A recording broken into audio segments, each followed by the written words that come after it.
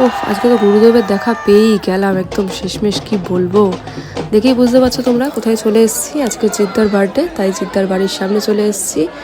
একদম শয়ে শয়ে মানুষ ভিড় করেছে প্রত্যেকটা গলিতে। দেখো কত লোক, মানে গুণে শেষ করা যাবে না হয়তো, এত লোক একদম বাড়ির সামনে।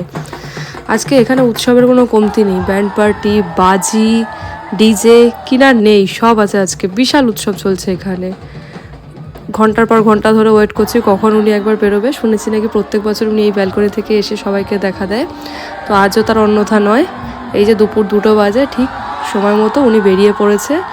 এই যে দেখো দেখো, আর নিজের ইমোশনকে কিছুতে ধরে রাখতে পারছি না।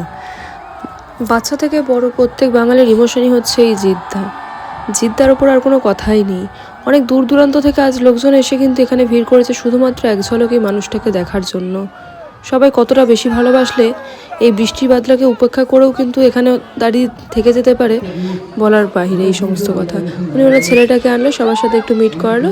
ছেলেটা তো পুরো একদম যেন জিদ্দার কপি পেস্ট, বড় হয়ে তো একদম জিদ 2 হবে মনে হয়। তারপর ওখান থেকে চলে আসলো গ্রাউন্ড ফ্লোরে, কেক কাটিং হলো। আর এর মধ্যেই ঘটে গেল একটা বিশাল বিপদ। এই ভিড়ের ঠেলাঠেলিতে আমি গেলাম একদম নিচে পড়ে, এই যে পড়ে গিয়ে একদম শ্বাসকষ্টের মতো হয়ে গেছে। ভিড়ে ঠেলাঠেলি করে কি বলবো, জামা কাপড় একদম নোংরা হয়ে গেছে। আজকের মতো ভিডিওটা এখানেই শেষ করছি। ভালো লাগলে লাইক কমেন্ট শেয়ার করতে ভুলবেন না।